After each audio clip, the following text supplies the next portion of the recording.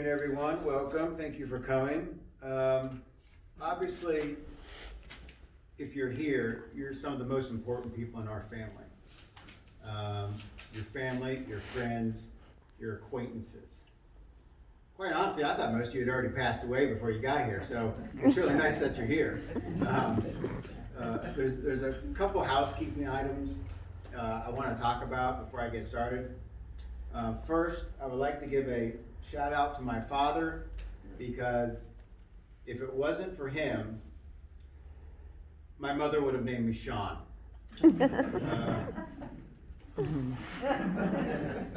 So thank you for that.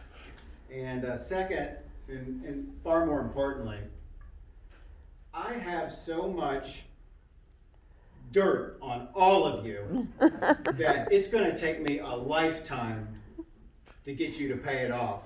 Now, I am going to take bribes, and you can pay me bribes, and I could be bluffing, but for some of you here, I'm not sure you can take that chance.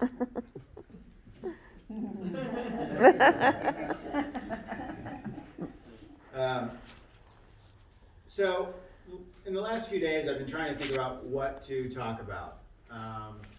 What should I say about my father? And it was really hard. Not because of the circumstances, because I'm surrounded by so many great people that are supporting me and my family. But it's hard because how can you encapsulate somebody in just 5 or 10 minutes? So I thought about, well, I can tell a story here. But then I felt like I was leaving a story out somewhere else. I could talk about important people in our lives and in the lives of our dad. But then I would leave other people out. So I thought it was unfair. And so I was really having a hard time just thinking about what I was going to say. And I went to bed last night actually quite worried about it, thinking I was going to get up here and I wouldn't have anything to talk about. So this morning, it's kind of the 11th hour, and I'm in the shower, and I'm really worried now. And I'm thinking to myself, man, this is not good. You know, everybody sort of appointed me to go up and speak about the family. I don't have anything to say. And almost like divine intervention, like a bolt of lightning just kind of like struck me in the shower. And it was my dad. And he kind of just, knocked on the door and he said, listen, I know you're kind of in a bind here. You don't know really what direction you want to go. I got this. I got it all covered. I'll tell you what you need to say.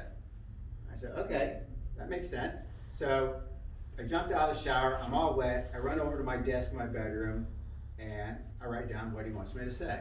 And so I just transcribed it word for word. What do you want me to tell you? So he ended up writing his own eulogy, and I'm going to read it for you. Dear family and friends, I can't thank you enough for coming to my service. Like Chris, I thought most of you had already passed away too, so this is really great.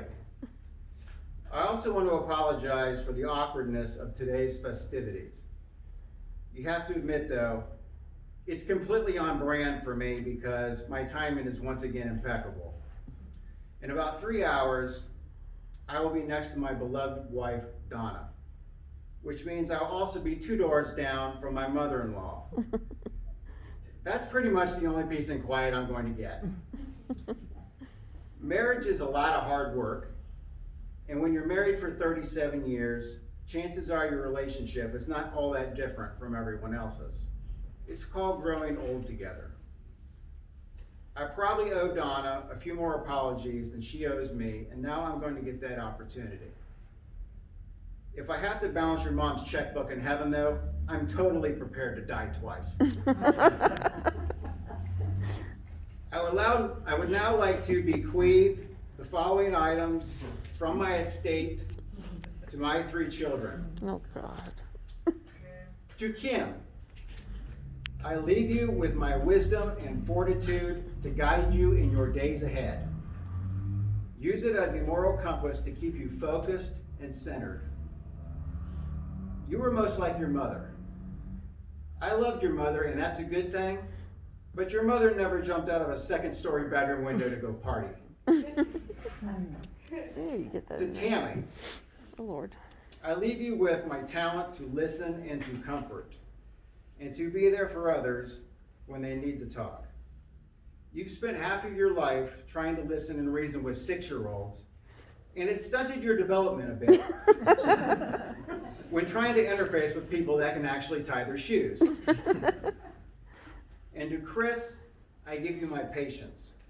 It's probably not what you wanted, and I could have left you something else, but let's face it, it's the only thing that's going to save you from your sisters.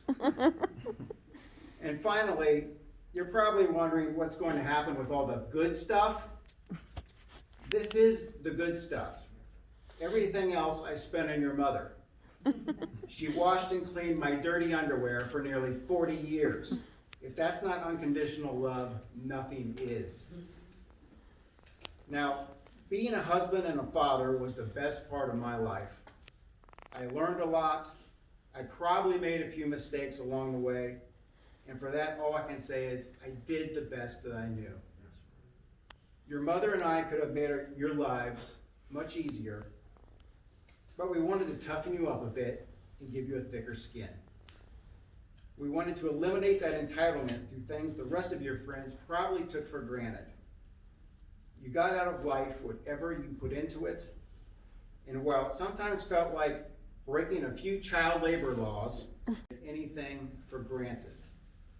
Whatever we did our jobs for you and not for others. And to the others in the room, my kids will have a lot of stories to share in the coming months and years. Some of them completely true, some of them slightly embellished, and a few that are going to run Donna and I completely under the bus just to tap into your fragile, bleeding hearts.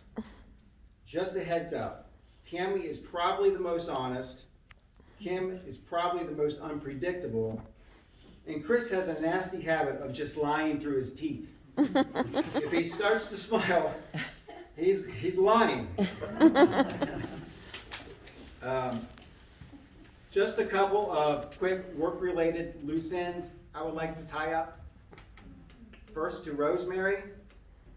I'm sorry I was such a horse's rear end early on in my career. I thought I knew everything, but you knocked that rather large chip off my shoulder and forced me to choke down my ego. I'm half tempted to blame my mother on this because she thought I could walk on water and run through a hurricane without getting wet.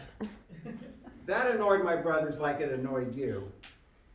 But Kid and Bill can't thank you enough for taking me on as your pet project. Between you and Donna, it was just the finishing school that I needed. And thank you to everyone for allowing me to work alongside my son. As his mother always said, if it wasn't for me, you would be exactly like your father. And just imagine how scary that would have been. And finally, let's talk about the elephant in the room. Who gets my season tickets to UD basketball games?